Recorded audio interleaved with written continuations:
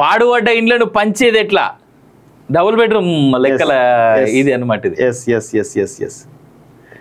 చూడు తలుపులు ఎత్తుకోవారు కిటికీలు ఎత్తుకోవాయి 20 అని చెప్పేసి అప్పట్లో ఎన్ని కథనాలు చేసినా కానీ ఘోరం తెలుసా. మేము అసెంబ్లీ ఎలక్షన్స్ లో దాదాపు ఒక 40 నియోజకవర్గాల్లో మేము గ్రౌండ్ రిపోర్ట్ ఇచ్చినాం. ప్రతి దగ్గర పోయినప్పుడు కూడా అక్కడ ఉన్నటువంటి డబుల్ బెడ్రూమ్ లను పరిశీలించేది వాస్తవంగా. అది ఎందుకు లేదురా నాయన అని ఎంక్వైరీ చేస్తే ఆ పక్కనే డంప్ యార్డ్లు, ఆ పక్కనే బురద కుంపలు. ఎందుకు పోతారు అంత మురికి కుంపలల్లా? అక్కడ ఉండడం సాధ్యమా? అసలు కట్టేటోడు అన్నా కానీ వీటి తెలివి ఉండాలి కదా కేసీఆర్ గారికి. అందుకే నాకు బూతులు వస్తాయి.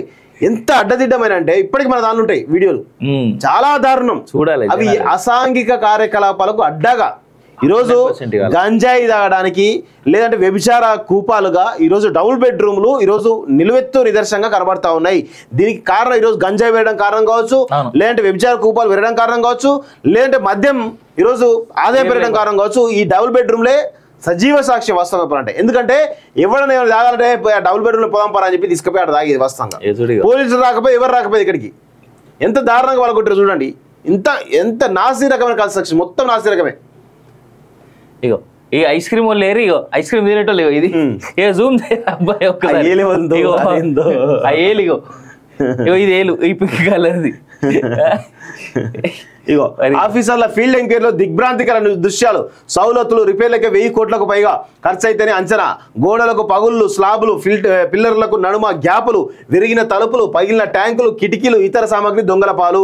తాగునీరు, కరెంటు, రోడ్లు, ఇతర వసతులు నిల్లు. రిపేర్లు చేసి ఇండ్లు ఇవ్వండి బైన్సాలో అందులోకి దిగిన లబ్ధిదారులట.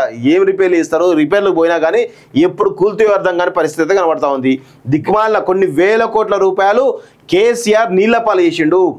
ఇదొక స్కీమ్ లో కాదు, రైతు బంధులు అదే చేసిండు, దళిత బంధులు అదే చేసిండు.